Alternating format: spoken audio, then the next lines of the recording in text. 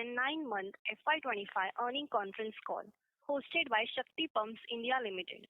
As a reminder, all participant line will be in the listen-only mode, and there will be an opportunity for you to ask questions after the presentation concludes.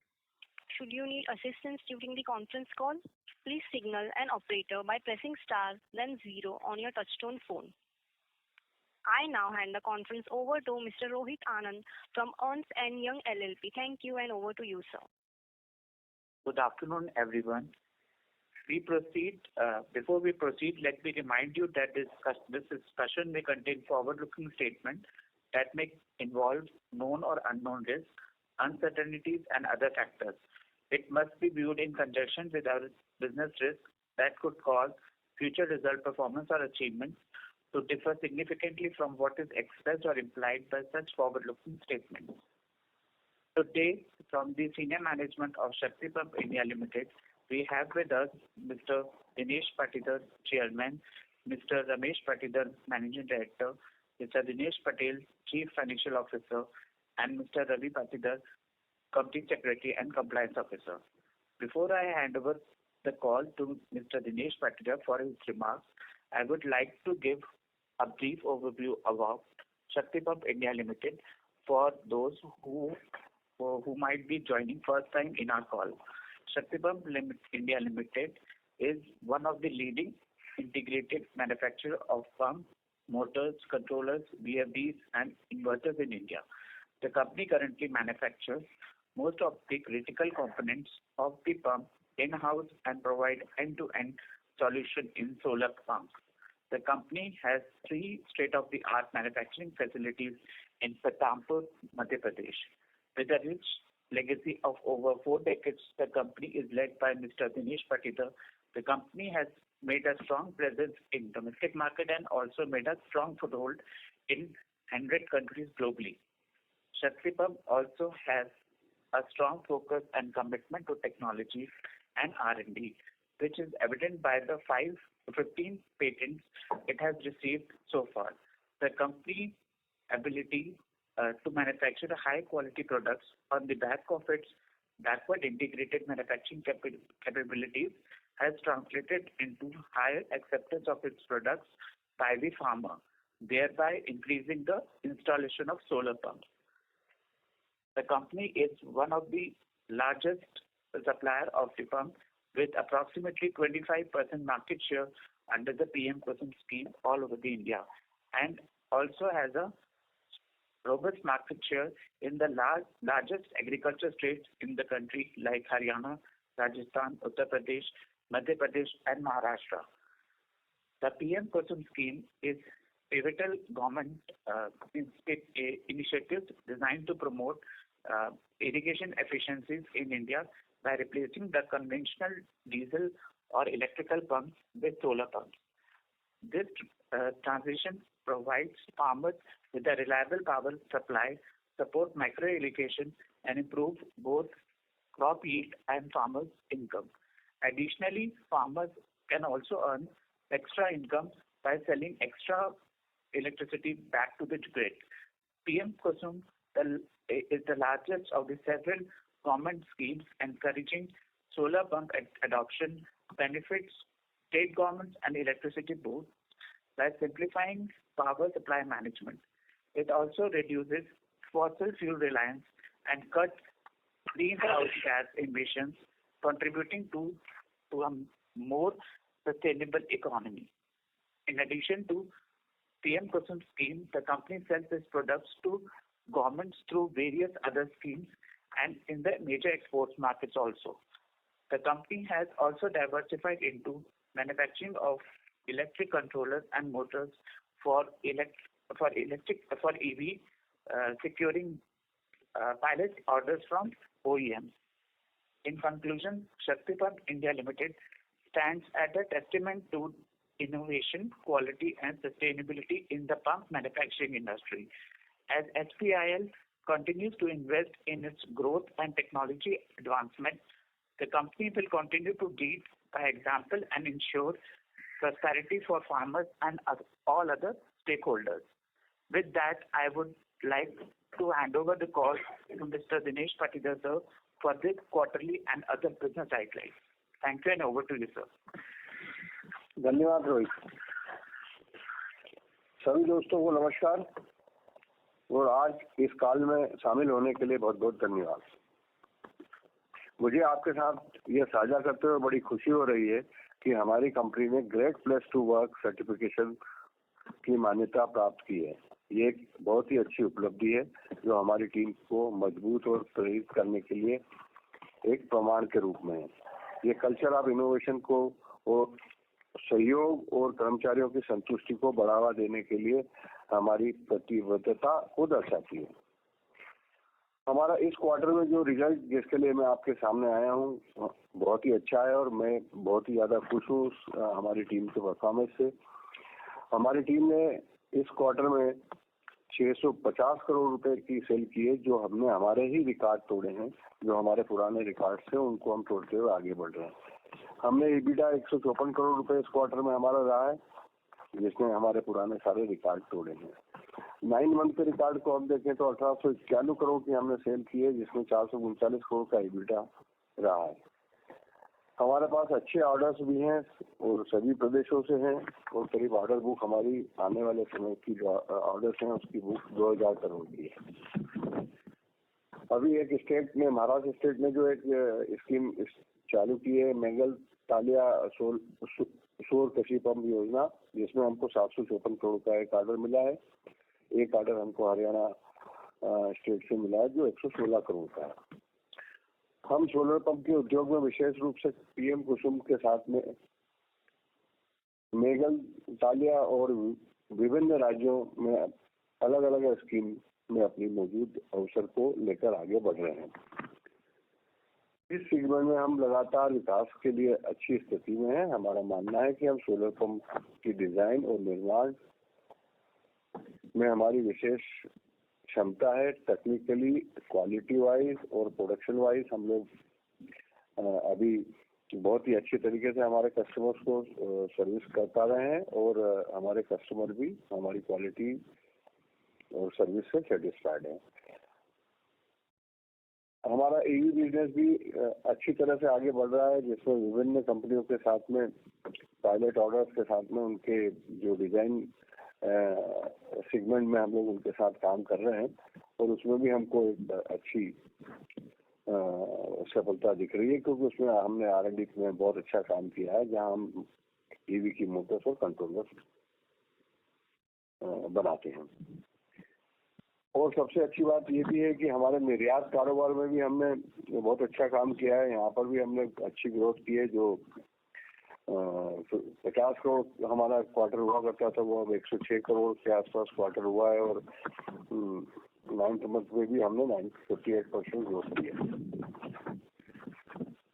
मुझे लगता है हमारी team भी confident है, मैं भी confident हूँ कि आने वाला समय जो है हम जरूर उसमें अपनी स्थिति मजबूती से रखेंगे और उसके लिए हमारे शेयरधारकों के हित में हम आगे और बढ़ते रहेंगे। मुझे ऐसा लगता है कि हमारी कंपनी इंडिया में सोलर पंपिंग बिजनेस में हमेशा आगे बढ़ने देने के लिए तत्पर रहेगी। मैं बाकी फाइनेंशियल सेगमेंट के लिए दिनेश पटेल को कॉल सोचता हूँ। Thank you. Thank you, sir. Good afternoon, everyone. We have continued to deliver a strong performance with Q3 FY25 revenue at rupees 649 crore, up by 30.9% YOY from rupees 496 crore. We have also delivered a solid performance in terms of profitability. EBITDA for the quarter was at rupees 154 crore as compared to rupees 71 crore, a growth of 117% YOY. Due to the higher execution of orders and our consistent efforts towards operational efficiency, EBITDA margin have expanded to 23.8% in Q3 FY25 from 14.3% in Q3 FY24. PAT in Q3 FY25 has increased by 130% to reach rupees 104 crore. PAT margin has expanded to 16% from 9.1% in Q3 FY24. A 692 BPS expansion is there. EPS for the quarter stood at rupees 8.7 per share as compared to rupees 4.1 per share. Now moving on to 9-month FY25, revenue from operation stood at rupees 1851 crore, up by 143% from rupees 762 crore in 9-month FY24. EBITDA for the 9-month FY25 increased to rupees 439 crore from rupees 94 crore in 9-month FY24. EBITDA margin for 9-month FY25 was at 23.7% as compared to 12.4% in the corresponding period of last year. PAT was reported at rupees 298 crore as against rupees 52 crore in 9-month FY24. PAT margin also expanded significantly to 16.1% as compared to 6.8% in 9-month FY24. EPS reached to rupees 24.8 per share in 9-month FY25 from rupees 4.7 per share in 9-month FY24. Our robust financial position and strong key metrics bolster our confidence in timely execution of orders, further reinforcing our market share. With this, I may request the moderator to open the floor for question and answer. Thank you. Thank you very much. We will now begin the question and answer session. Anyone who wishes to ask a question may press star and 1 on the touchtone telephone. If you wish to remove yourself from the question queue, you may press star and 2. Participants are requested to use handset while asking a question. Ladies and gentlemen, we will wait for a moment while the question queue assembles.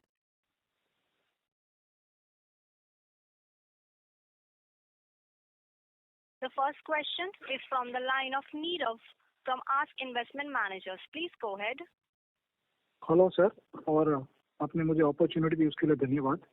सबसे पहले मुझे ये जाना sir, हमारे जो Q3 के बाद का जो ऑर्डर बैकलॉग है जो तकरीबन 2070 करोड़ का है, उसमें से जीएसटी कितना होगा? तकरीबन 18% होगा।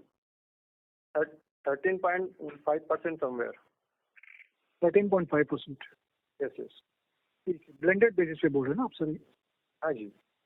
ठीक सर, दूसरा ये मैं देख रहा था कि जो हमारा अजमेर डिस्कॉम का ऑर्डर है उसमें कुछ ज्यादा मूवमेंट हुआ नहीं है, क्योंकि Q2 का पीपीटी में भी प्रैक्टिकली सेम अमाउंट है और Q3 में भी सेम है। तो जानना, वो ऑर्डर में कुछ एग्जीक्यूशन नहीं हो रहा है या क्या टेक्निकल इश्यू आ रही है इसमें? नीरव, ये आपने बहुत अच्छा क्वेश्चन किया है, क्योंकि ये पायलट प्रोजेक्ट है। ये हमारा वो पंप है जिसको अन्नदाता को ऊर्जादाता बनाने वाला सेगमेंट है। ये पहली बार पायलट प्रोजेक्ट राजस्थान गवर्नमेंट ने पंप के साथ किया है। अभी तक कुसुम सी का था ये, तो इसमें चूंकि ये ग्रिड कनेक्टेड पंप है और इसको अचीव करने के लिए पायलट प्रोजेक्ट है, इसलिए हम खुद ही इसको स्लोली आगे बढ़ रहे हैं। इसलिए अभी इस पे आगे अगले क्वार्टर में ये कंप्लीट हो जाएगा। पूरा 150 करोड़ का ये एक ऑर्डर है और आने वाले समय में इसमें हम धीरे धीरे आगे बढ़ रहे हैं प्रोसेस वाइज, क्योंकि जो है ये हमारे लिए भी प्रोडक्ट नया है और डिपार्टमेंट के लिए भी सिस्टम नया है। तो उसमें जो प्रोसेस है वहाँ की, क्योंकि जो अजमेर का जिस एरिया में हम उसको काम कर रहे हैं उसके अपने चैलेंजेस है। तो पायलट प्रोजेक्ट में हमेशा चैलेंजेस होते हैं। जैसे जैसे हम उन चीज़ों को क्लियर करते बढ़ेंगे उसके बाद आगे बढ़ेंगे। ये हमारी कॉन्फिडेंट है कि हम लोग इसको और भी स्टेट में पायलट प्रोजेक्ट करने के लिए आगे बढ़ेंगे। सर यानी ये Q4 में एग्जीक्यूट होगा या नहीं होगा, कैसे लगता है आपको? पूरा का पूरा निपट जाएगा Q4 में? डिपेंड करता है सिचुएशन के ऊपर, क्योंकि पायलट प्रोजेक्ट है। अभी हम लोग उस पर काम कर रहे हैं। हमने अभी उस पर कुछ करीब 350-400 पंप इंस्टॉल किए हैं वहाँ। आगे और हम करने के लिए उसमें प्लान कर रहे हैं। आगे डिपेंड करता है, धीरे धीरे उसमें जैसे जैसे क्लियरिटी होती जाएगी हमारी पिक्चर की, उसमें हम आगे उसको बढ़ाएंगे। सर मेरा दूसरा प्रश्न ये था सर कि हम ये साल के लिए तकरीबन 2500 करोड़ का रेवेन्यू एक्सपेक्ट कर रहे थे और हमने 9 महीने में 1850 करोड़ के आसपास का रेवेन्यू बुक कर दिया है। यानी Q4 में तकरीबन 650 करोड़ के आसपास का रेवेन्यू हम टारगेट कर सकते हैं अगर उस अनुमान के अनुसार चलें। तो Q3 के सामने Q4 में कोई बड़ा ग्रोथ दिखता नहीं है, मतलब वो प्रैक्टिकली फ्लैट हो जाएगा। इसके ऊपर आप कोई टिप्पणी देना चाहेंगे? ये ऐसा है कि हमने हमारा जो टारगेट था वो हमने जो 12 महीने का टारगेट लिया था हमने कंपनी ने हमारी, उसको हमने 9 महीने में अचीव कर लिया। तो ये हमारी टीम की अच्छी उपलब्धि है, इसको हम अच्छी उपलब्धि मानते हैं। और आगे आने वाले समय में भी हम हमेशा हर कॉल में ये बोलते आए हैं कि 20-25% ग्रोथ हम करते रहेंगे। क्वार्टर ऑन क्वार्टर ना देखें उसको, ईयर ऑन ईयर देखते रहे। तो जैसा आप देखेंगे कि लास्ट ईयर हमारा 1400 करोड़ का सेल था, उस पे आप देख रहे हो कि हमने उसको 9 महीने में अचीव कर लिया। आगे भी हम इसी तरीके से करते जाएंगे। हमारे साथ मेन जो इश्यूज हैं वो इश्यूज होते हैं हमारे साथ अपनी कंपनी के प्रोडक्शन प्रोडक्टिविटी की कोई इशू नहीं है, मार्केट की कोई इशू नहीं है। अभी हमको थोड़ी सी दिक्कत आ रही है DCR सेल्स की, जो पैनल अवेलेबिलिटी होती है। जैसा हमको लास्ट क्वार्टर में जितने पैनल्स हमको मिले, करीब 70-75 मेगावाट पैनल हमको मिले, वो हमने उसके पंप इंस्टॉलेशन भी कर दिए, एग्जीक्यूट भी कर दिए। अभी कुछ और कंपनियां आई हैं हिंदुस्तान में, और आने वाले क्वार्टर में शायद और भी कंपनियां की प्रोडक्टिविटी आने वाली है। तो हम चाहेंगे कि जैसे जैसे हमको सोलर पैनल मिले, हमारे पास ऑर्डर बुक भी है, हमारे पास कैपेसिटी भी है, हमारे पास क्वांटिटी भी है, हमारे पास सब कुछ है। लेकिन अब तो पैनल की अवेलेबिलिटी DCR सेल की नहीं होने के कारण हमने ये सिनेरियो आपने देखा है। आने वाले समय में पैनल की हमको लगता है कि और भी क्वांटिटी इंडिया में बढ़ेगी और उसमें हम और अच्छा करेंगे। ठीक सर, मेरा अगला प्रश्न ये है सर कि जो हिसाब से सोलर पंप में, क्योंकि जो कुसुम स्कीम है उसमें स्टेट गवर्नमेंट को भी प्रोविजन करना होता है, तो आपके अनुसार हिंदुस्तान के कौन से वो स्टेट्स हैं जो अपने एनुअल बजट्स में प्रोविजन बढ़ाते जा रहे हैं, और उसका असर आपको 2026 में, फाइनेंशियल ईयर 2026 में कितना बड़ा दिखता है? आपका क्वेश्चन तो बिल्कुल हमारे फाइनेंस मिनिस्टर से भी अच्छा है। ये स्टेट गवर्नमेंट को सबको इतना बढ़िया प्रोजेक्ट है कि ये समझना पड़ेगा कि सोलर पंप स्टेट गवर्नमेंट क्यों लगाना चाहती है। क्योंकि यहाँ बहुत से लोगों को मैं पहले भी बता चुका हूँ कि अगर वो सोलर पंप नहीं लेंगे और कनेक्शन देंगे तो उससे ज्यादा पैसा उनका खर्च होगा स्टेट गवर्नमेंट का। तो अब सभी गवर्नमेंट को समझ में आने लगा है, और जितनी जगह हमारे को जितने पैनल हमारे पास अवेलेबल होते हैं उतने ही कस्टमर या उतने ही स्टेट हम खोलते हैं। अभी पैनल की अवेलेबिलिटी है नहीं, हम तमिलनाडु पहुंच जाएंगे तो कैसे काम चलेगा? ठीक है। इसमें नीरज जी आपको एक चीज और मैं बताना चाहूंगा कि अभी जो बजट है ना वो नेक्स्ट मंथ और नेक्स्ट मंथ में अंडर प्रोसेस स्टेट से, तो एक बार उनके बजट आने देते हैं, देन वी विल कमेंट कि कौन बढ़ा रहा है कौन घटा रहा है। थोड़ा सा वेट करना चाहिए मेरे ख्याल से इसमें। समझ गए। तो सर ये जो DCR पैनल का इश्यू हो रहा है, तो उसमें आपने गवर्नमेंट से कुछ बात किया था कि ये प्रॉब्लम्स हम फेस कर रहे हैं, हमें इंपोर्ट करने दीजिए ताकि हम इसका एग्जीक्यूशन बढ़ा सकें? ऐसा कुछ इंडस्ट्री ने कुछ रिलैक्सेशन या कुछ मांगा था टेम्पररी पीरियड के लिए? आत्मनिर्भर भारत है, मोदी जी का देश है, नया देश। आपकी बात बराबर है, लेकिन अभी चलिए ठीक है, वो कभी कभार टेक्निकल प्रॉब्लम्स की वजह से होगा। Sir thank you very much, sir. Thank you, Very sort of. Thank you. Thank you very much. The next question is from the line of Amit Kumar from Ritz Capital. Please go ahead.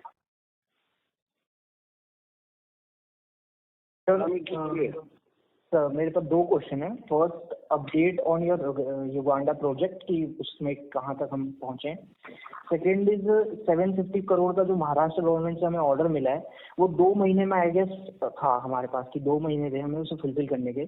तो I thought कि वो Q3 में number highlight होने चाहिए थे या फिर Q4 में होंगे। इसके ऊपर आपकी कोई गाइडेंस? पहले मैं आपको युगांडा के लिए रमेश को देता हूँ, हमारे एक्सपोर्ट डायरेक्टर रमेश है, वो आपसे युगांडा के बारे में आपको अपडेट करेंगे। हाँ जी अमित जी, गुड आफ्टरनून। अमित जी, हम लोग युगांडा प्रोजेक्ट में क्वार्टरली ग्रोथ कर रहे हैं, और अभी तक हम लोगों ने 52% का ग्रोथ कर लिया उसमें। प्रोजेक्ट में प्रोजेक्ट कंप्लीट हो चुकी है 52% की।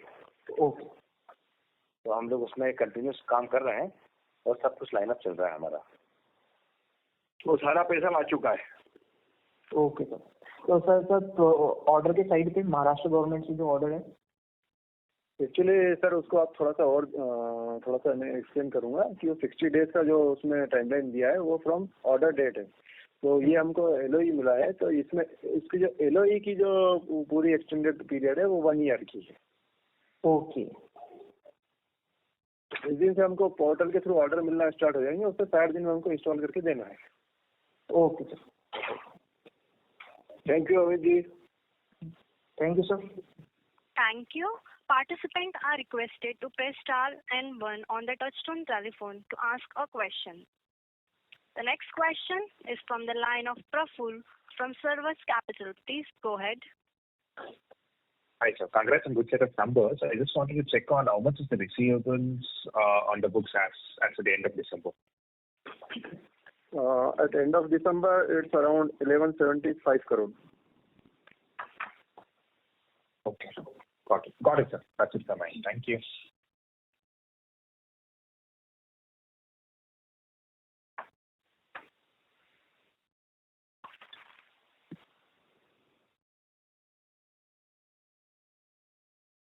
Thank you. The next question is from the line of Pratik, is an individual investor. Please go ahead. Good afternoon sir. सबसे पहले तो बहुत बहुत शुक्रिया मुझे ये अपॉर्चुनिटी देने का एंड कॉन्ग्रेचुलेशन, इतने अच्छे नंबर्स आपने पोस्ट किए। सर मैं एक लॉन्ग टर्म इन्वेस्टर हूँ, तो मेरा सवाल ये है कि आने वाले 5 सालों में शक्ति पंप्स को कहाँ देख सकते हैं, कितनी बड़ी कंपनी ये बन सकती है, तो क्या हमारे पास ऐसा कोई विजन है, कोई एक रोड मैप बना कर रखा है हमने अगले 5 साल के लिए? हाँ सर, प्रोजेक्शन बनते हैं और हम लोग भी उस पर डिस्कस करते हैं। मैनेजमेंट भी उसको बहुत कीनली ऑब्जर्व करता है। एक्चुअली क्या है, आगे के जो अपडेट्स होते हैं उसके अकॉर्डिंग हम उसको रिवाइज भी करते हैं। और मैनेजमेंट जो आज की स्थिति में है वो हमेशा शेयरहोल्डर को यही बोला है कि 25 से 30% growth year on year basis पर हम देते रहेंगे। तो इसी बेसिस पे हम आगे के साल भी देख रहे हैं। तो सर क्या हम इलेक्ट्रिक मोटर्स में इस कंपनी को किस साइज तक ले जा सकते हैं अगले 5 सालों में? या इलेक्ट्रिकल मोटर वाली जो कंपनी है हमारी, उसमें हम ये देखना चाहेंगे पहले कि इलेक्ट्रिकल मार्केट नया है, उसमें हम कितनी कंपनियों के साथ में हम टाई अप कर पाते हैं, क्योंकि हम सप्लाई करेंगे ओईएम के रूप में जो ऑटोमोबाइल कंपनियां, जो ईवी कंपनियां व्हीकल बनाने वाली, उनके साथ। तो एक बार ही उनके साथ सेटअप हो जाए फिर कोई नंबर्स लेके बात करेंगे। लेकिन ये आपको मैं श्योरिटी दूंगा कि आने वाले समय में ईवी में बहुत अच्छा काम होने जा रहा है देश में, और शक्ति भी बहुत अच्छा काम करेगी उसमें, क्योंकि हमारे हाथ में मोटर जो बनाने की टेक्नोलॉजी है, हमारे हाथ में उसके कंट्रोलर बनाने की जो टेक्नोलॉजी है, उसको लेके ऑटोमोबाइल मार्केट में हमको एक अच्छा सपोर्ट और बहुत बढ़िया सपोर्ट मिल रहा है। इसमें समय जरूर लगेगा, क्योंकि जो ऑटोमोबाइल के अपने स्टैंडर्ड होते हैं और अपना एक उनका एक अलग तरह का सिस्टम्स होता है, तो उसमें जरूर समय के साथ आगे बढ़ेंगे। तो इसलिए हमने अभी शक्ति ईवी का जो 25 से 30% ग्रोथ की हम लोग बात कर रहे हैं, वो हम शक्ति ईवी को और शक्ति एनर्जी सोल्यूशन जो हमारी कंपनियां हैं उनको छोड़ के शक्ति पंप्स की बात कर रहे हैं कि शक्ति पंप्स में हमेशा हम जो है 25 से 30% ग्रोथ करते रहेंगे। शक्ति ईवी तो ठीक है, अभी इनिशियल स्टेज पे है, उसके जैसे ही 2-4 टाई अप होते हैं। मैंने बीच में कुछ नाम बताए भी थे कि हम उन लोगों के साथ काम करने जा रहे हैं। आगे आने वाले समय में और भी अच्छे तरीके से उसमें काम होगा, तो उसके बारे में और अलग से हम लोग आपके साथ चर्चा करेंगे। और शक्ति ईवी बहुत अच्छे अपने आप में बहुत अच्छी पोजीशन पे आगे बढ़ने वाली है, इसीलिए हमने उसमें स्कोप किया। लेकिन फिगर की बात है तो फिगर उस पर जरा अभी एक बार हम लोग स्टार्ट करें, किसी 2-3 कंपनियों के साथ में उनके प्रोडक्शन को लेके आगे बढ़े, उसके बाद उसका प्रोजेक्शन बात करेंगे। अभी तो हम उसमें इन्वेस्टमेंट कर रहे हैं और सबसे बड़ा इन्वेस्टमेंट शक्ति पंप्स का ही है उसमें। तो सर फिर भी अंदाजा कब से वहाँ पर रेवेन्यू आना शुरू हो जाएगा इलेक्ट्रिक मोटर साइड से? आने वाले समय में 6 से 9 महीने और लगेंगे। ओके। एंड सर जो आपने महाराष्ट्र ऑर्डर की बात की थी 700 करोड़ वाले की, जिसमें आपने ये कहा कि ये लेटर ऑफ इंटेंट है, तो क्या मैं जान सकता हूँ कि ये ऑर्डर जो है वो एक्चुअल में कब तक आ सकता है? देखिए, एक्चुअली इस प्रोसेस को आपको समझना पड़ेगा। जो ये प्रोसेस है इसमें डिसीजन मेकर फार्मर है। अभी महाराष्ट्र गवर्नमेंट ने जो हमको लेटर ऑफ इंटेंट दिया है, उसमें उन्होंने पोर्टल ओपन किया है। उसमें जितने लोग पंप सिलेक्ट करते जाएंगे हमको, वो पंप सिलेक्शन के अंदर हमको हम उसमें 7 दिन के अंदर उसको पंप सप्लाई करेंगे। मुद्दा वो नहीं है सप्लाई का। मैं आप सभी लोगों को फिर से रिक्वेस्ट करूंगा, हमारे पास और भी ऑर्डर खोलने की जगह अवेलेबल है। हम किसी भी गवर्नमेंट में जाके, अभी लास्ट मीटिंग में भी मैंने बोला था कि हमको महाराष्ट्र गवर्नमेंट से हम 1 लाख पंप और ले सकते हैं। लेना हमारे लिए कोई बड़ी बात नहीं है। हम उनको जाके बोलेंगे yes we are ready to install 1 lakh pump. But हमको आज जो हमारी कंसर्न है वो कंसर्न सिर्फ इतनी है कि जितने डीसीआर सेल हमको अभी आज की तारीख में हमने जिन कंपनियों से टाई अप किया है, उन कंपनियों के टाई अप से हमको ऐसा लगता है कि आने वाले समय में हम 25 से 30% ग्रोथ आराम से कर पाएंगे। और भी कोई कंपनियां लाइन में है, प्रोडक्शन आने वाला है, कुछ टाटा का भी प्रोडक्शन में आने वाला है, वारी का भी प्रोडक्शन में आने वाला है, और भी 1-2 कंपनियां हैं जो DCR सेल के साथ में प्रोडक्शन में आएगी, उनके साथ एक अगला टाई अप होगा और आगे बढ़ेंगे। शक्ति पंप्स की वजह से कोई भी मार्केट में कोई भी ऑर्डर लूज नहीं होगा। हम रात और दिन अपना कंप्लीट काम करके उसको पूरा करेंगे। अभी हमारी समस्या सिर्फ DCR सेल की है, इसलिए हम अपनी स्पीड को धीमी गति से आगे बढ़ रहे हैं, जो 25 से 30% है। ओके सर, एंड सर मेरा last question account receivable side में है। हमारा तकरीबन अभी 1100 से 1200 करोड़ का रिसीवेबल्स है, तो क्या ये हमें हमारे वर्किंग कैपिटल को इम्पैक्ट कर रही है? क्या हमारे पास कोई कैश के भी क्रंच हो रहा है ये इतना हाई रिसीवेबल्स होने के कारण? नहीं, देखिए आप एक्चुअली क्या है, इसमें आपने को ये देखना पड़ेगा कि ये पैसा हमारा सारा ही सिक्योर्ड है, सारा स्टेट गवर्नमेंट के पास जो भी आउटस्टैंडिंग है हमारी, वो स्टेट गवर्नमेंट के साथ पैसा सिक्योर्ड है। इसमें एक बात हमको और देखनी पड़ेगी कि इसकी टर्म्स एंड कंडीशन पेमेंट की क्या है। इसकी टर्म्स एंड इस टेंडर के टर्म्स एंड कंडीशन जो रेट कॉन्ट्रैक्ट भारत सरकार ने किया है, उसमें टर्म्स एंड कंडीशन है 90% पैसा जो है वो आपको जो टेंडर की कंडीशन है उसके हिसाब से 30 दिन में मिलना चाहिए, जो हम समझते हैं 90 से 100 दिन में हमारे पास आता है घूम के। बाकी 10% इसमें टर्म्स एंड कंडीशन है जो उसमें लिखा है टेंडर कंडीशन में कि 90 डेज RMS पे जो मोबाइल जो टेक्नोलॉजी है जिसमें कि हम लोग उनको रूरल मॉनिटरिंग सिस्टम से डाटा प्रोवाइड कराते हैं भारत सरकार को भी और स्टेट गवर्नमेंट को भी, वो डाटा पंप चलने का डाटा उनके पास पहुंचना चाहिए। उसके लिए वो 10% पैसा वो लोग डिपार्टमेंट में ही रखते हैं। 90% पैसा हमको मिल जाता है 90 दिन में। 10% पैसा जो है वो इस पर टर्म्स एंड कंडीशन 90 डेज है, लेकिन वो पैसा आने में तकरीबन 180-200 दिन या कभी कभी 250 दिन भी होते हैं, क्योंकि पंप चलाना हमारे हाथ में नहीं है, वो कस्टमर के हाथ में है। जिससे कि स्कीम भी चलेगी, जानबूझ के डाला है भारत सरकार ने कि पंप चले भी, वो भी उनको पता चलता रहे, तो वो डायरेक्टली रिमोट मॉनिटरिंग सिस्टम के थ्रू पता चल जाता है। तो इसलिए आपको थोड़ा सा डेटा लेवल आगे बढ़ा हुआ दिख रहा है। हमारे हिसाब से हम अच्छे तरीके से सारी स्टेट में हमारा कोई पैसा कहीं रुका नहीं है या रुकने नहीं जा रहा है, सब टाइमली आ रहा है। कहीं कुछ इशू नहीं है, कोई बड़े कोई कंफ्यूजन नहीं है। भारत सरकार भी टाइम पे पैसा दे रही है और स्टेट गवर्नमेंट भी दे रही है। तो सर मतलब हमारी वर्किंग कैपिटल को इम्पैक्ट नहीं कर रही है? मैं इसको आपको ऐसे बताऊंगा कि इसमें एक्चुअली आप देखोगे ना तो लास्ट 1 ईयर मतलब 4 क्वार्टर में भी देखेंगे तो मोर देन 2000 करोड़ का एग्जीक्यूशन हो चुका है। तो ये जो डेटर्स हैं ऑलमोस्ट 180 डेज के ही हैं, बहुत ज्यादा कोई ऐसे डेटर बड़े नहीं है। दूसरा वर्किंग कैपिटल की बात करें तो ऑलमोस्ट हमारे पास 9 to 10 बैंक हैं जो लीडिंग बैंक हैं आज की डेट में, उनसे ऑलरेडी एक्सपोजर है। और आज की डेट में जो वर्किंग कैपिटल का यूटिलाइजेशन वो अराउंड 200 करोड़ ही है अभी भी। तो और शक्ति पंप वैसे ही रिच कंपनी है, क्योंकि हमारा कोई ट्रम लोन नहीं है, तो मतलब सच हमको कोई वर्किंग कैपिटल पर उसका स्ट्रेच नहीं आता है, ये बताने को। Okay, thanks a lot sir. Thank you. Thank you. Participants are requested to press star and 1 to ask a question. The next question is from the line of Pranav from ThinkWell. Please go ahead.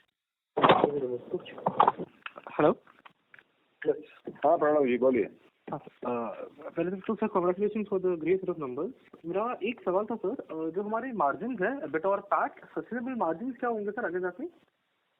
Depend करेगा हमारे raw material और dollar की price के ऊपर। आप देखेंगे कि अब ज्यादातर डिपेंड है हमारी प्राइसिंग को लेके हमारे सोलर पैनल जो DCR पैनल है उसके ऊपर। तो DCR पैनल की प्राइसिंग जैसी हमारे देश में और अच्छी होगी, हमारा मार्जिन और अच्छा बढ़ेगा। DCR पैनल की प्राइस थोड़ी और बढ़ेगी तो शायद हमारा 1-2% मार्जिन कम हो, लेकिन हम जो अभी आज जो आप देख रहे हैं इस मार्जिन को हमने मेंटेन करके रखा है, वो मार्जिन तो हम मेंटेन करके आगे चलेंगे। डिपेंड करता है डॉलर की प्राइस, और क्योंकि डॉलर की प्राइस से पैनल की प्राइस पर फर्क पड़ता है और दूसरे भी कॉपर और स्टील की प्राइस पे भी फर्क पड़ता है। तो हमारा मार्जिन तो जो आपने देखा है कि इतना बढ़िया मार्जिन जो है हमारा, ये मार्जिन हम मेंटेन करने की पूरी कोशिश करेंगे।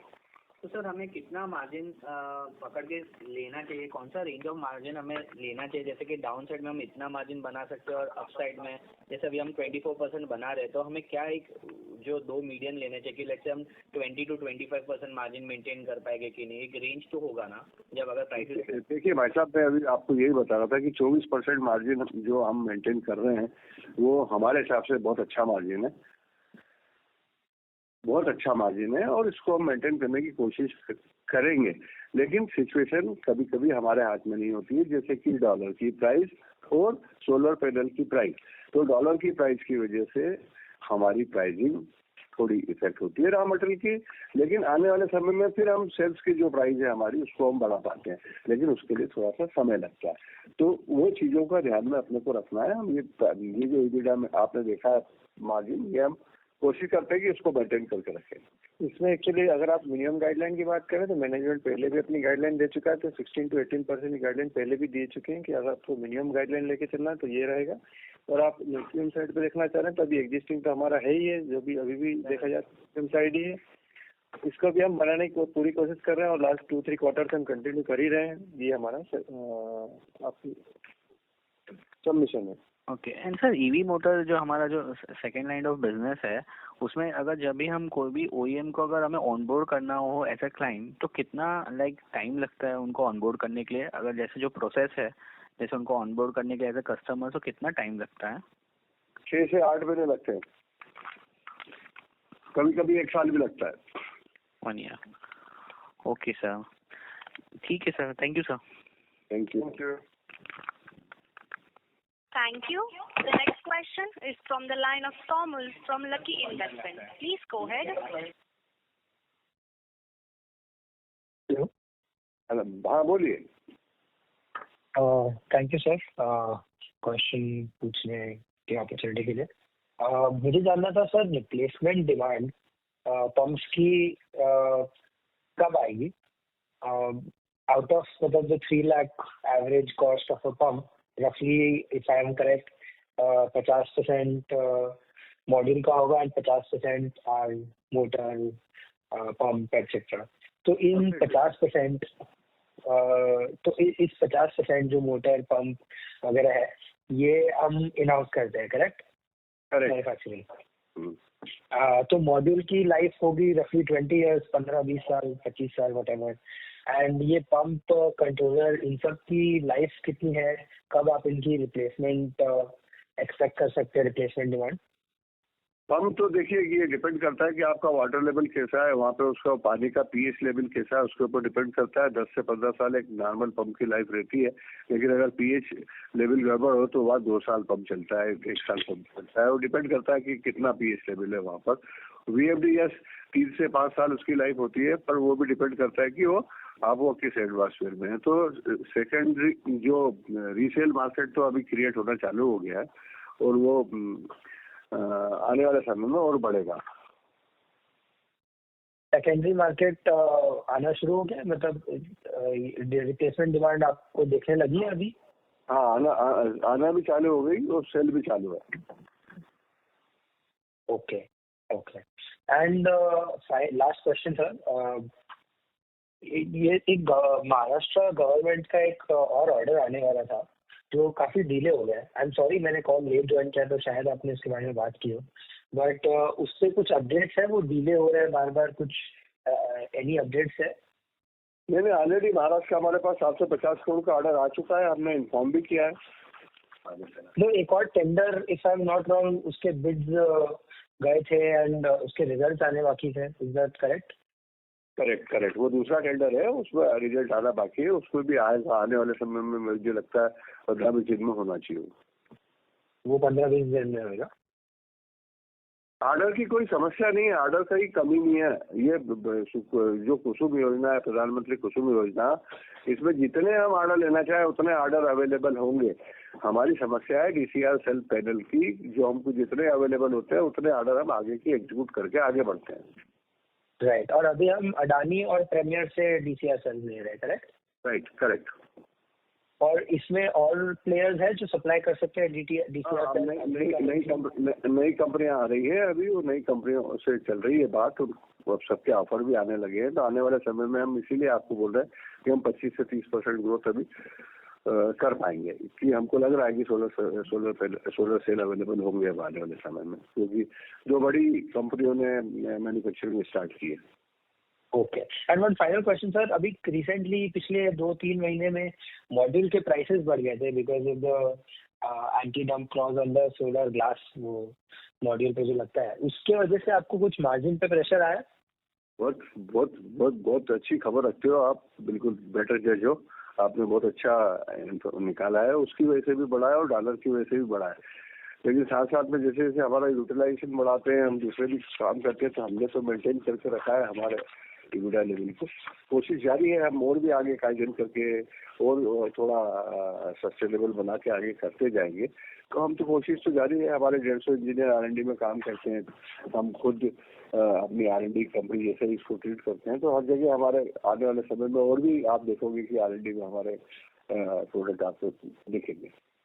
ओके, तो just to sum it up, वो सोलर मॉड्यूल के कॉस्ट बढ़ने के वजह से जो भी प्रेशर आया होगा वो आपका कॉस्ट पे कंट्रोल की वजह से, कैपेसिटी यूटिलाइजेशन की वजह से वो निगेट हो गया है और आपके मार्जिन इसके बावजूद बढ़े हैं, करेक्ट? राइट। उसके बावजूद हमारा मार्जिन वही है, maintain. Right, okay, thank you so much sir, thank you. Thank you. To ask a question, please press star and 1 on your touchtone telephone. The next question is from the line of Kapil, is an individual investor. Please go ahead. Sir first of all congratulations, बहुत अच्छे numbers आए शक्ति pumps के। Sir मेरे को पूरी call से जो समझ में आया, ये DCR सेल पैनल का एक थोड़ा सा इशू है, थोड़ी सी प्रॉब्लम है, जिसपे की कंपनी की काफी हद तक आने वाले टाइम पे ग्रोथ डिपेंडेंट है। अच्छा ग्रो कर रहे हैं और बहुत अच्छा ग्रो कर सकते हैं अगर DCR सेल पैनल्स की प्रॉब्लम सॉर्ट आउट हो जाए। तो सर क्या टाइमलाइन देखते हैं आप, कब तक आपको लगता है ये इश्यू रिजॉल्व हो जाएगा और अनइंटरप्टेड सप्लाई मिलेगी आपको? देखिए, ये तो उतनी स्पीड से मार्केट भी बढ़ेगा आने वाले समय में सोलर का, जितनी स्पीड से इंडस्ट्रिया लग रही है।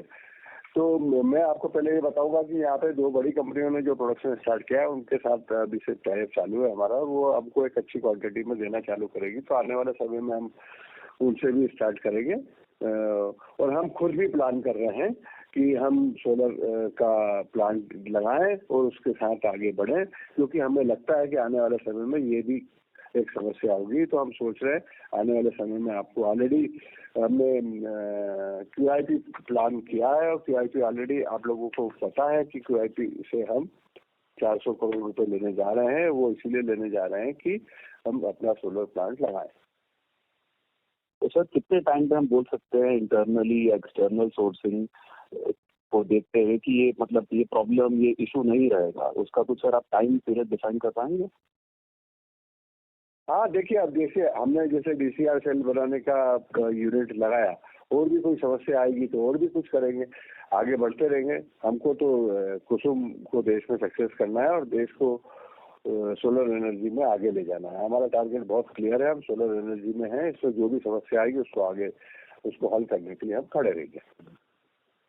तो सर दूसरा क्वेश्चन ये था, अगले 3 से 6 महीने में आप अपनी ऑर्डर बुक को कैसा ग्रो होता है वो देखते हैं। करंटली 2000 करोड़ है, सो अगले 3 से 6 महीने में ये कहाँ तक पहुंचेगी? माय डियर ब्रदर, मैं फिर से आपको बोलूंगा, हमारे पास आज की तारीख में ऑर्डर बुक की कोई समस्या नहीं है। आप 2000 करोड़ के ऑर्डर ऑलरेडी बुक में हैं, 2000 करोड़ के ऑर्डर और ले सकते हैं। हम खुद ही नहीं ले रहे हैं, क्योंकि हमारे पास DCR सेल की अवेलेबिलिटी नहीं है। इसलिए हम स्टेप बाय स्टेप जो हमारे कंट्रोल में है उसको हम देखते हुए आगे बढ़ रहे हैं। ठीक है sir, got it. Thank you brother, thank you. Thank you. The next question is from the line of Alisha from Innovation Capital. Please go ahead. Hello sir, good afternoon. Sir मेरा सवाल भी जो अब पहले मुझसे पूछे उसी लाइन पे था। ये जो हमारा ऑर्डर बुक है 2000 करोड़ का, आप कह रहे हैं कि ऑर्डर की कमी नहीं है, हम सोच समझ के ले रहे हैं, क्योंकि DCR सेल में थोड़ा हमको दिख रहा है कि सप्लाई चेन का प्रॉब्लम है। बट अगले साल अगर हमें ये 20-25% ग्रो करना है एंड हमारी एग्जीक्यूशन अगर 1 साल की है, तो हमें अगले 1 क्वार्टर या 3-4 महीने में काफी सारे ऑर्डर देने पड़ेंगे। तो उतना हमारा DCR टाई अप है कि हम ये 2000 के ऊपर जा सके? ऑलरेडी है मैडम, ऑलरेडी अपन देखिए ना, हमने जो जो टारगेट अचीव किया, हमारा टारगेट जो है हमने 9 महीने में अचीव कर लिया, 12 महीने का टारगेट। तो आप ये मान के चलिए कि आने वाले समय में जो हम जो 25% ग्रोथ आपको बोल रहे हैं उसका टाई अप ऑलरेडी हमारे पास पैनल का है, तभी हम अपना टारगेट बनाए और आपको बता रहे हैं कि हम 25% ग्रो करेंगे। नहीं सर, तो फिर हमें कम से कम 3-3.5 हजार तक हमारी ऑर्डर बुक जानी पड़ेगी। एंड अब हम बोल रहे हैं कि 2000 के ऊपर हम ले नहीं रहे हैं क्योंकि हमें सेलिंग पैनल में थोड़ा प्रॉब्लम दिख रहा है। तो ये बाकी का जो है वो लेने के लिए हमें कब तक इंक्रीमेंटल DCR सेल का कैपेसिटी आ जाएगा हमारे लिए? इसको मैडम आपको इस तरीके से देखना पड़ेगा कि लास्ट क्वार्टर से इस क्वार्टर में करीब 800 करोड़ के ऑर्डर नए बिल्टअप हुए हैं। तो एवरी क्वार्टर कुछ नए ऑर्डर बिल्टअप हो रहे हैं, तो एज ऑन डेट पे ऑर्डर नहीं लिया जाता है, एग्जीक्यूशन होता है, उसके बाद हम अपनी जो रिमेनिंग कैपेसिटी है उसके हिसाब से और नए ऑर्डर ले लेते हैं। तो क्वार्टर ऑन क्वार्टर बेसिस पे एवरी टाइम अपडेट होते ही रहेगा ना। अभी भी जो 2000 करोड़ के ऑर्डर है वो आप ये मान के चलिए कि नेक्स्ट 3 क्वार्टर के ऑर्डर तो आपके पास ऑलरेडी अवेलेबल है, तो एग्जीक्यूशन का प्रॉब्लम ही नहीं है। वही तो सर बता रहे हैं आपको बार बार। ठीक है, तो आप कह रहे हैं कि ये 2000 करोड़ का ऑर्डर 3 क्वार्टर में एग्जीक्यूटेबल है और अगले 5-6 महीने में हम जो ऑर्डर लेंगे वो भी अगले साल में हम एग्जीक्यूट कर पाएंगे 26 में, और इसीलिए 20-25% ग्रोथ। जो आप 600 करोड़ का रन रेट देख रहे हैं उसके हिसाब से अगर देखो तो 2000 करोड़ की ऑर्डर बुक 3 क्वार्टर के लिए सफिशिएंट है, और हम तो उस पर भी और ग्रोथ देने की बात कर रहे हैं ना। नहीं, पर सर बात वही है ना, ये 2000 करोड़ की ऑर्डर बुक आपको अभी भी 600-650 करोड़ की ही क्वार्टरली रन रेट पे लेके जाएगी जो हम अभी कर रहे हैं। तो यहाँ से QOQ बेसिस पे अगर हमको और ग्रोथ देखनी है तो उसके लिए ऑर्डर बुक यहाँ से ज्यादा बढ़नी पड़ेगी। मेरा सवाल वैसे है। नहीं, ऑर्डर भी आएंगे, उससे कोई प्रॉब्लम, पर DCR सेल का पहले रिक्वायरमेंट है वो हमको क्लोज करना पड़ेगा। अभी हम बताएं ना आपको कि ईयर ऑन ईयर जो हमने जो प्लानिंग करके रखी है उसमें 25% ग्रोथ तो मिनिमम कर ही लेंगे। आगे अगर हमको कुछ और कहीं से हमको DCR सेल की व्यवस्था होती है तो उसके बारे में फिर आगे और ऑर्डर एग्जीक्यूट किए जाएंगे। पर ये जो अगले क्वार्टर की जो गाइडलाइन आपको दिख रही है वो ये दिख रही है कि हम इसको जो है ईयर ऑन ईयर 25% ग्रोथ पे हम इसको ले जाएंगे। अगले क्वार्टर पे हम 600 करोड़ का तो मिनिमम गाइडलाइन आपको दे ही रहे हैं। ठीक है सर, समझ गए। Thank you. Thank you madam, thank you. Thank you. The next question is from the line of Piyush from Dunshiri Investment. Please go ahead. Congratulations sir for very good Q3. Sir मुझे जानना था कि आपका अभी current capacity utilisation क्या चल रहा है?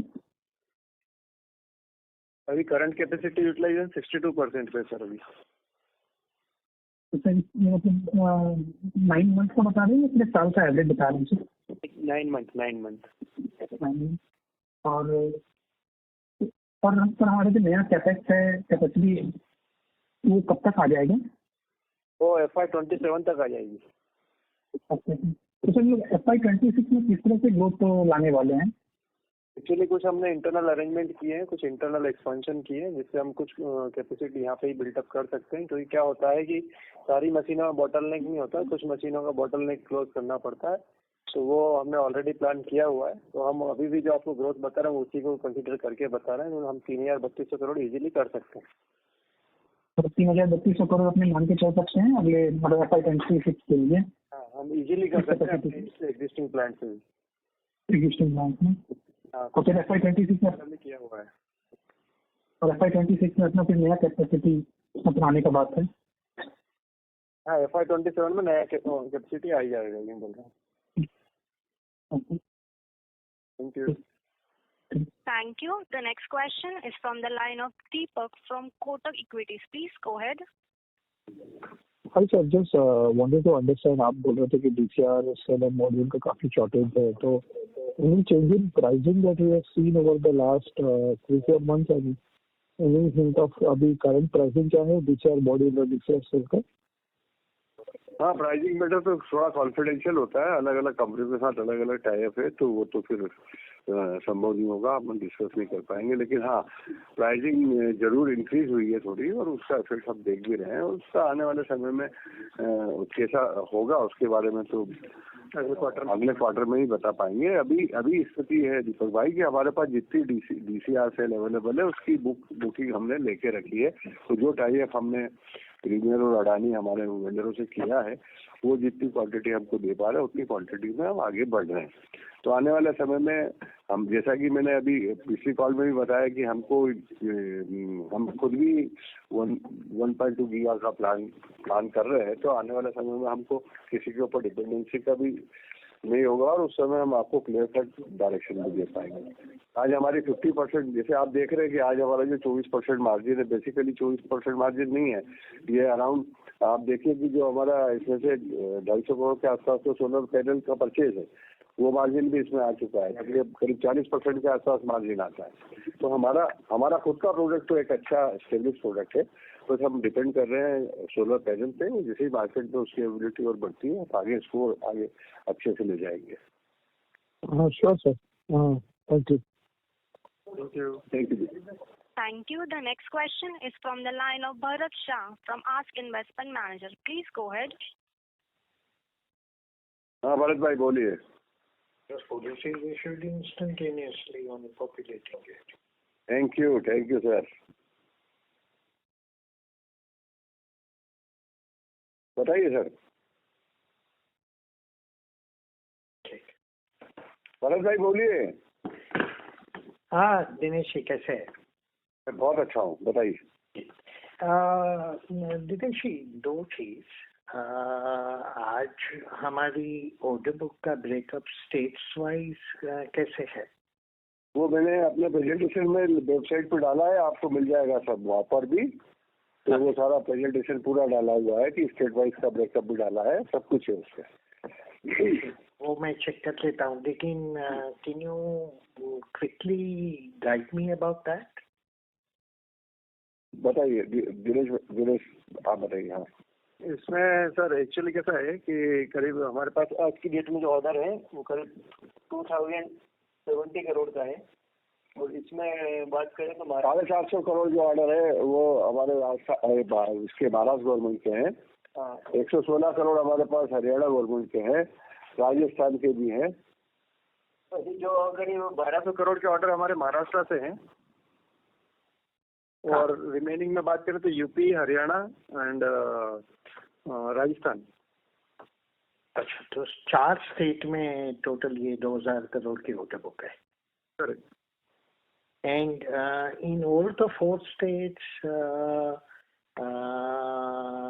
payments are happening within the guideline that you suggested. 90% of payment within 90 days, yes, and remaining 10% can take anywhere from 150 to 240 days. Yes, sir. तो सभी स्टेट्स में द पेमेंट कोई इशू नहीं है भरत भाई, किसी भी स्टेट में कोई इशू नहीं है पेमेंट का, और कोई इशू नहीं है इंस्टॉलेशन का। सिर्फ इशू है अपने पास जो अपन ने टाई अप करके रखा है अपने वेंडरों से, जितना पैनल अपने को मिलता है उतना पैनल अपन आगे सेल करके बढ़ा देते हैं। हाँ, अभी आने वाले समय में पैनल की क्वांटिटी और बढ़ रही है, तो अपना भी 25-30% के आसपास जो पैनल बढ़ेंगे तो उसमें अपनी भी ग्रोथ होगी, अपन भी आगे उस पैनल को लगाएंगे। और 25 से 30% जो ग्रोथ आप दिनेश जी बता रहे थे, वो कौन से कितने पीरियड तक आपकी एस्टिमेशन है ये 25-30%? देखिए मैं आपको बोल रहा हूँ कि शक्ति पंप्स और अपनी टीम जो है, क्योंकि आप मेरे शेयर होल्डर हो, आपको सब पता है, अपनी जो टीम है वो अपने आप से इतनी कैपेबल है कि हम जो भी ऑर्डर आएगा उसको टाइम फ्रेम में कंप्लीट करने के लिए रातों दिन काम करेंगे। हमारी खुद की कैपेसिटी को लेके कोई इशू नहीं है। अभी जो हमको इशू लग रहा है सिर्फ DCR सेल को लेके इशू लग रहा है। अपन ने ऑलरेडी पंप की कैपेसिटी डबल करने के लिए ऑलरेडी प्रोजेक्ट लेके उसका QIP करके उसका ऑर्डर करके सब चीजें आगे बढ़ा दी है, कर दी है, वो चीजें हो चुकी है। दूसरा अपने को ये भी दिक्कत आ रही थी कि पैनल में अपने को जितनी रिक्वायरमेंट है वो पैनल मिल जाए, तो उसके लिए भी अपन सोलर का प्लांट लगाने जा रहे हैं। तो आने वाले समय में मोटर पंप और शक्ति पंप की वजह से कोई समस्या नहीं थी, समस्या आई है सिर्फ अपने को सेल की वजह से, और सेल का भी अब अपन ने प्लान लगा लिया है, तो अगले 2-2.5 साल में वो सोलर का अपना सेल वाला प्लांट भी स्टार्ट हो जाएगा। तो अब ये सब सिचुएशन है कि किसी भी सूरत में अपने आप को आगे बढ़ा ही रहे हैं। शक्ति पंप्स की तो जो आपने देखी है कि वो अपने पूरी टीम अपनी पूरी हिम्मत के साथ आगे बढ़ रही है। जी, तो can we say even though cell की कंस्ट्रेंट आज के दिन अभी भी मटेरियल है और वो एक अरसे तक शायद रहेगी, बट हम 25% से ग्रो करते हैं तो अगले 3 साल में वो कंस्ट्रेंट के साथ भी हमारा बिजनेस दुगना होगा? जरूर होगा, ये जरूर होगा, बिल्कुल होगा। इवन विद सेल 1.2 गीगा का प्लांट लगा रहे हैं, इसीलिए अपन सोलर सेल का प्लांट लगा रहे हैं।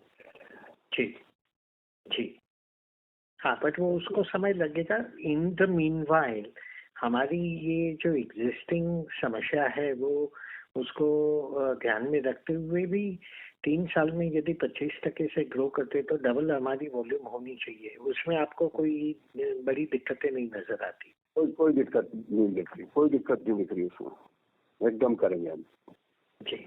और in order to reduce the risk of depending on just a limited number of states, दूसरे में क्या हम प्रयास कर रहे हैं और क्या अपॉर्चुनिटी हम देख रहे हैं? हाँ भरत भाई, जैसे ही ये होता है, अपनी कैपेसिटी अनाउंस होगी तो जरूर अपन दूसरे स्टेट भी खोलेंगे। और दूसरी में एक सबसे बढ़िया बात अच्छी बता रहा हूँ जो हम लोग शायद अंडर एस्टिमेट कर पाते हैं, हमारा जो एक्सपोर्ट बिजनेस है, एक्सपोर्ट बिजनेस अपने आप में बहुत अच्छे तरीके से ग्रो कर रहा है और वो बहुत बड़ी मेहनत के साथ ग्रो करता है। अभी हिंदुस्तान की सारी कंपनियां मिलकर जितना एक्सपोर्ट नहीं करती है, शक्ति पंप अकेली एक्सपोर्ट करती है। तो हम एक्सपोर्ट मार्केट में भी अच्छा करने जा रहे हैं और डोमेस्टिक में भी अच्छा कर रहे हैं। जैसे ही अपना ये जो प्लानिंग अपनी आगे बढ़ती जा रही है, हम हमारी प्लानिंग से, हमारे परफॉर्मेंस से हम बहुत खुश है। हमारी टीम भी उनके अपने परफॉर्मेंस से खुश है जी। एंड एक्सपोर्ट्स आज के दिन कितना हुआ है हमारा जो इस क्वार्टर में 106 करोड़ का एक्सपोर्ट हुआ है, जो पुराने क्वार्टर में 53 करोड़ था। तो पूरा 9 महीने में 312 करोड़ हुआ। 312 करोड़ सिर्फ हम एक्सपोर्ट से लाए हैं। एक्सपोर्ट से लाना मतलब बहुत बड़ी बात है। ठीक। एंड वहाँ हमारे रियलाइजेशन एंड मार्जिन्स यहाँ से बेटर है मार्जिन। और वहाँ पेमेंट टर्म्स कैसी है? वहाँ पेमेंट टर्म्स भी कहीं हम लोग 60 डेज एलसी साइड पे देते हैं, कहीं साइड पे देते हैं, अलग अलग कस्टमर के साथ अलग अलग है। जो पुराने डीलर हैं उनको हम थोड़ा क्रेडिट देते हैं, बाकी से एडवांस और एलसी पे करते हैं। और यहाँ जैसे 90% 10% वाला जो प्रॉब्लम है वो वहाँ शायद नहीं होगा। वहाँ नहीं है सब। तो डीलर डिस्ट्रीब्यूटर नेटवर्क है पूरा। ठीक। Thank you, Dinesh. This was very useful. And thank you, Dinesh Patel. Thank you, sir. Good to hear. Thank you. The next question is from the line of Priyesh from Mahindra Mutual Fund. Please go ahead. Hello. Good afternoon, sir. Can you hear me? Yes. बोलिए, Priyesh. Sir, so capacity of let's say cell manufacturing, जहाँ तक मुझे पता है कि around 7-8 gigawatt है, so which is basically requirement of DCR modules as such. तो उसमें मुझे जानना था कि ये जो DCR मॉड्यूल का जो चैलेंज है, is it because of capacity constraint because these OEM players are kind of focusing on exports और कुछ और प्रॉब्लम है? मतलब जस्ट इस पे इलाबोरेशन चाहिए था। नहीं, वो तो सब अब बहुत अच्छे तरीके से लोग, अपन ने भी इनके साथ कुछ MOU किया है, कुछ इनके साथ कॉन्ट्रैक्ट किया है हमारे वेंडरों के साथ, और आने वाले समय में जो बड़ी कंपनियों की भी प्रोडक्शन कैपेसिटी आ रही है, तो मुझे नहीं लगता है कि जिस स्पीड से हम भी प्लान कर रहे हैं कि अगले 2-2.5 साल में हमारा भी प्लांट आ जाएगा 1.2 गीगा का, तो हमारी रिक्वायरमेंट भी उतनी होगी। तो हम उसी तरीके से आगे प्लान कर रहे हैं कि आने वाले 2-2.5 साल बाद कोई थ्रेट ना हो, अभी से हम लोग इस पर प्लान कर रहे हैं। और अभी जो हमको लगता है कि जो कैपेसिटी आ रही है, ये थोड़ी बहुत शॉर्टेज बनी रहेगी इस सेगमेंट में, बट हम उसकी पूर्ति करने में हमको कोई दिक्कत नहीं होना चाहिए, इसीलिए हम 25% की ग्रोथ प्लान करके चल रहे हैं। अगर हमारे साथ कोई DCR सेल के साथ कोई कंपनी आती है तो हम अपना ये जो 25% वाला जो स्टेप है इसको और आगे बढ़ाने के लिए तत्पर रहेंगे, क्योंकि हमारी कैपेसिटी पंप बनाने की, मोटर बनाने की, VFD बनाने की, स्ट्रक्चर बनाने की ऑलरेडी है, और वो हम इंक्रीज भी कर चुके हैं। ओके, जस्ट रिलेटेड क्वेश्चन, तो अपना रिक्वायरमेंट क्या होगा लेट्स से 20-25% ग्रोथ के लिए इन टर्म्स ऑफ मेगावाट, कितना रिक्वायरमेंट हो सकता है अपना सोलर मॉड्यूल का? अगले साल के लिए अपना रिक्वायरमेंट जो है वो आप ये मान के चलिए 1 गीगा के आसपास होगा। 1 गीगावाट, फिर उस पर फिर 25% ग्रोथ आएगा तो 1.2 एंड देन 1.4 अभी हमारी 600-700 मेगावाट है, आने वाले समय में 1 गीगा होगी। और जैसे ही हमारी ये capacity already pump set VFD की ऑलरेडी है, हमको पैनल की कैपेसिटी जैसे बढ़ेगी हमारी बढ़ाते आएंगे। अंडरस्टूड। और sir couple of media articles में पढ़ रहा था जिसमें लिखा था कि हमारी इंडिया में cell capacity almost close to 110 gigawatt हो जाएगी। तो अगर इन FY27 इनफैक्ट, तो फिर ऐसे देखा जाए तो ओवर कैपेसिटी का तो कंसर्न होगा, राइट? आई मीन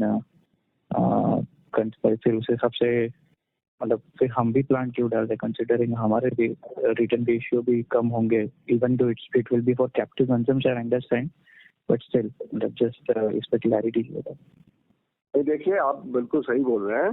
आपको पता है कि सोलर पैनल बनाने की हमारी कैपेसिटी देश में है, जो आप सोच रहे हैं वो सोलर सेल बनाने की कैपेसिटी अभी भी डाउट है कि बहुत से लोग जो हैं उस तरफ ध्यान दे रहे हैं। हमारी रिक्वायरमेंट है सोलर की, हमारे देश की रिक्वायरमेंट है 500 गीगा। और अभी आप देख रहे हो कि सोलर ग्रह भी स्टार्ट हो गया है प्राइम मिनिस्टर का, जो गरीब बिजली फ्री वाला एरिया जो है उसकी भी रिक्वायरमेंट करीब 70-80 गीगा के आसपास आने वाले समय में होगी। तो जिस स्पीड से सोलर का कंजम्पशन देश में बढ़ रहा है, उस स्पीड से रिक्वायरमेंट बढ़ रही है, उस स्पीड से ये सस्टेनेबल हो गया है। आज आप आपके घर में भी सोलर पैनल लगाएंगे तो आपका बिजली का बिल आप 0 कर पाएंगे, तो इतना और 3 साल में अपना पैसा वसूल कर पाएंगे। तो देश में अभी आने वाले समय में EV की वजह से रिक्वायरमेंट बढ़ेगी, तो पावर की रिक्वायरमेंट तो हमारे देश में रहनी है और आगे बढ़नी है। तो इसमें मुझे नहीं लगता कि मुझे कुछ इसमें कोई किसी चीज से डरने की जरूरत है। Okay sir, thank you. Thank you. Thank you. The next question is from the line of Ajay from Niveshaay. Please go ahead. Hello. हाँ अजय बोलिए। Sir congratulation for the result. Sir मेरा क्वेश्चन इसके रिगार्डिंग है कि जैसे मगलतला योजना में अपने को जो नया ऑर्डर मिला है, तो उसके अंदर का टेंडरिंग प्रोसेस कैसा है, और वहाँ पर क्योंकि L1 टेंडर है, तो क्या जो अभी अपन मार्जिन बना पा रहे हैं वो सेम मार्जिन उस ऑर्डर में भी बना पाएंगे? नहीं, एक्चुअली वो जो है ये वाले जो टेंडर में सेम डिसीजन मेकर फार्मर है, डिसीजन फार्मर से आएगा। और हमारे पंप महाराष्ट्र में अच्छे से लोग सिलेक्ट कर रहे हैं। जो हमारे कंपटीशन में जिन लोगों ने ऑर्डर लिए थे उनके पंप सिलेक्शन में इश्यूज आ रहे हैं, तो वो इश्यूज हैं अभी वहाँ। और उसके सर मेरा क्वेश्चन प्राइसिंग को लेकर है। जैसे कुसुम योजना में रेट कार्ड ऑलरेडी फिक्स था ना, तो इस वाले में जो मगलतला योजना में जो प्राइसिंग आया है वो L1 के हिसाब से आया है या वो प्राइसिंग कैसे आया है, और क्या उस प्राइसिंग के अकॉर्डिंग अपन जो अभी 22-24% मार्जिन बना रहे हैं वो बना पाएंगे? क्वेश्चन ये है। आपका क्वेश्चन मैं समझ गया हूँ, और मैं आपको ये बताना चाह रहा हूँ कि जो अभी ये जो टेंडर मगलतला का जो टेंडर आया है, इसके अंदर जो L1 वाला कंसेप्ट नहीं है, ये भी रेट कॉन्ट्रैक्ट है। इसमें भी डिसीजन मेकिंग फार्मर के पास में है। इसमें कुछ वैरायटी में कुछ परसेंटेज में रेट कम हुए हैं। आपको मैं सेपरेटली इसका डिटेल भेजूंगा। Okay sir. और सर जैसे मगलतला योजना में ऑलमोस्ट 90% का सब्सिडी है, और जो कुसुम योजना फॉर महाराष्ट्र स्टेट है वहाँ पे 60% जैसा सब्सिडी है, तो फार्मर को क्या इंसेंटिव है, मतलब कि वो फिर कुसुम कंटिन्यू करे? तो क्वेश्चन ये है सर कि क्या आगे जाके महाराष्ट्र स्टेट में कुसुम योजना का जो एग्जीक्यूशन है वो स्लो हो जाएगा? नहीं, अभी तो ऐसा हमको कुछ लग नहीं रहा है कि आगे जाके कुसुम में कम हो जाएगा या ज्यादा हो जाएगा। तो दोनों स्कीमें चल रही हैं, दोनों के पास अपने अपने फंड्स हैं, दोनों अपने अपने काम कर रहे हैं। एक्चुअली सर इसको इस तरीके से समझना चाहिए कि स्टेट की रिक्वायरमेंट ज़्यादा है, इसलिए उनको 2 स्कीम लाना पड़ा, अदरवाइज तो वो काम कर ही रहे ना। और महाराष्ट्र ने पहले भी अच्छा काम किया है, हमेशा अभी भी एग्जीक्यूशन देखें तो लीडिंग पोजीशन में महाराष्ट्र ही है। करेक्ट ओवरऑल कुसुम में और अदर स्कीम्स में भी। Thank you. Next question sir ये है कि सर जैसे अपन जैसे बता रहे हैं कि अपना जो अभी क्वार्टरली रन रेट 600 से 700 करोड़ है, और अपने को जो बॉटलनेक क्या प्रॉब्लम आ रही है वो ये मॉड्यूल के कारण आ रही है, और जिसके कारण अपन ने QIP भी करा है for installing a cell plant. Correct. तो सर क्वेश्चन ये है कि सर जैसे पंप्स एट द एंड जाके इंस्टॉल करने पड़ते हैं फील्ड में, तो सर क्या अपनी EPC कैपेबिलिटी इतनी है कि अपन एक क्वार्टर में मतलब जो अभी 600 650 करोड़ कर रहे हैं वो आगे जाके may be 1000? Hello. Yeah. Sorry to interrupt. Please come after the follow-up question, as there are many participants in the line. Okay, मैं इनके क्वेश्चन का जवाब दे देता हूँ। हाँ, अपनी कैपेसिटी है ब्रदर, हम जरूर कर सकते हैं, उसमें कोई इशू नहीं है। Okay sir, okay, thank you, all the best. Thank you. Ladies and gentlemen, in order to ensure that the management is able to address questions from all participants in the conference, please limit your question to 2 per participant. The next question is from the line of Deepak. Please go ahead. Hello. हाँ दीपक भाई बोलिए। Congratulation sir for good check of numbers. Sir just check करना था कि हमने अभी recently enabling resolution दिया था 400 करोड़ के फंड रेज का, तो उसका डिटेल आप शेयर कर पाएंगे? उस फंड्स का पर्पस क्या है? और शायद आपने इसके बारे में ये भी बोला था कि हम लोग शायद मॉड्यूल का कैपेसिटी जो देख रहे हैं, इसमें क्या हम सेल का भी कैपेसिटी प्लान कर रहे हैं और कितना कैपेसिटी हम प्लान कर रहे हैं इसमें? हाँ, इसमें हम वेफर टू सेल का कैपेसिटी ही प्लान करेंगे क्योंकि DCR सेल में उसी का रिक्वायरमेंट है। और 400 करोड़ का जो फंड है उसको हम सोलर प्लांट जो सर ने बोला है कि सोलर DCR सेल का जो 1.2 गीगा का जो प्लांट चल रहा है उसमें ही इसको यूटिलाइज करने का रिक्वायरमेंट है। तो इसमें सर हमारी टोटल कैपेक्स रिक्वायरमेंट कितनी है, और इसमें ये इक्विटी के लिए यूज करेंगे और सामने कुछ डेट भी लेने का प्लान कर रहे हैं हम लोग? वो डिटेल आपको बाद में बताइए। Okay, thank you. Thank you. The next question is from the line of Rohan from Elvis Capital. Please go ahead. Sir नमस्कार और बहुत बहुत बधाई अच्छे सेट ऑफ नंबर्स के लिए। Thank you, thank you. Sir just एक जानना था कि सरकार ने 49 लाख पंप्स ओवरऑल स्कीम के अंदर अप्रूव किए, जिसमें मैक्सिमम पंप्स कंपोनेंट सी में, और इसका जवाब आप पहले भी दे चुके हो। तो sir exact issue component C में क्या आ रहा है? क्योंकि महाराष्ट्र में अभी ऑलमोस्ट 16 गीगावाट का फीडर लेवल सोलराइजेशन हो रहा है, तो क्या उसमें पंप्स नहीं रहेंगे और फिर कंपोनेंट सी आगे कैसे बढ़ेगा? एग्जैक्ट इश्यूज कैसे क्या आ रहे हैं वो समझना था। देखिए, इसलिए हमने एक पायलट प्रोजेक्ट लगाया है अजमेर में, और इसीलिए उसमें हम स्लो चल रहे हैं। एक्चुअली ये स्कीम है इंडिविजुअल पंप्स को सोलराइज करके किसान को अन्नदाता से ऊर्जादाता बनाना। इसमें ये जरूरी है कि उसका पंप बदला जाए। जो स्कीम है उसके अंदर पंप नहीं है, उसकी वजह से वो स्कीम सक्सेसफुली रन नहीं कर रही है, इसीलिए लोग सोलराइज लेवल पे जा रहे हैं और उस पर काम कर रहे हैं।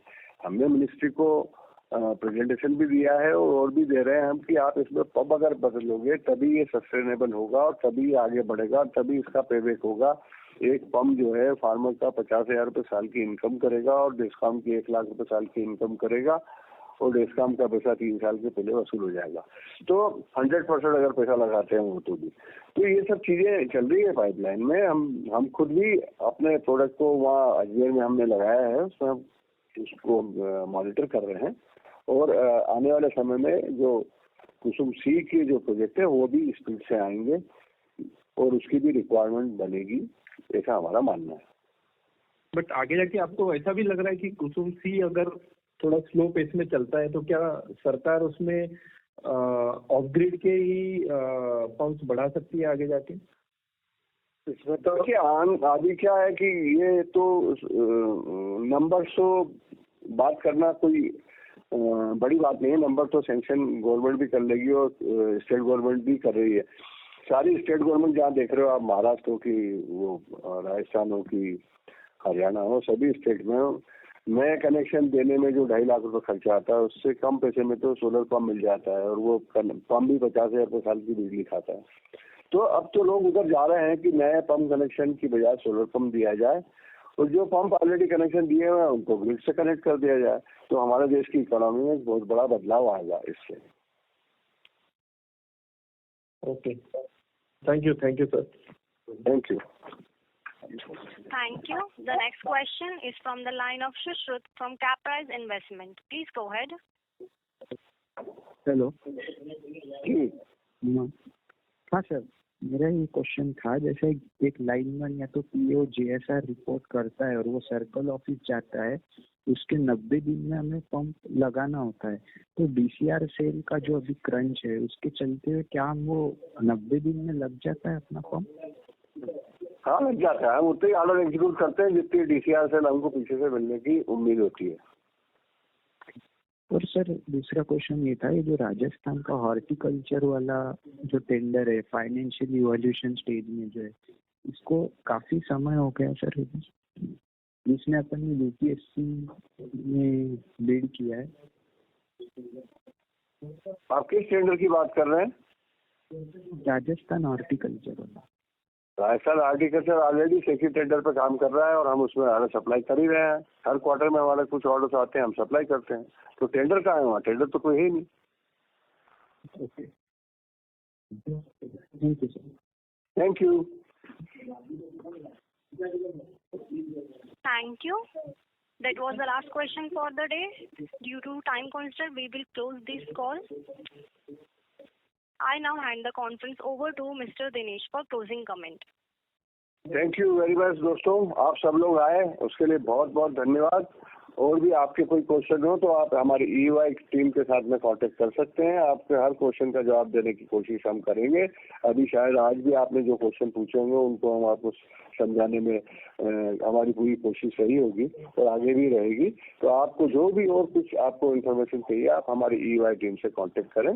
और फ्रंट विजिट के लिए आप सभी लोग हमारी फैक्ट्री में आ सकते हैं। जब आप सोचें, जब बताएं हमारी ईवाई टीम को, तो हम आपको फैक्ट्री विजिट कराएंगे। Thank you very much. On behalf of Shakti Pumps Limited, that concludes this conference. Thank you for joining us, and you may now disconnect your lines.